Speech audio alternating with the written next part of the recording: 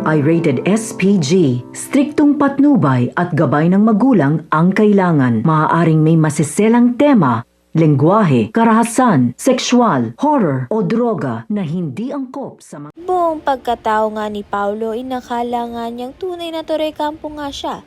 Lingid nga sa kalaman niya na isa nga siyang bunga ng pagkakamali nga noon nito ni Regina sa ibang lalaki.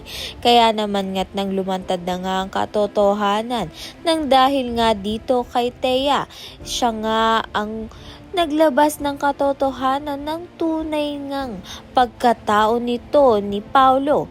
Doon nga niya ito sinabi sa event ng mga Torekampo. Kaya naman nga't kasiraan nga ito sa kanilang pamilya.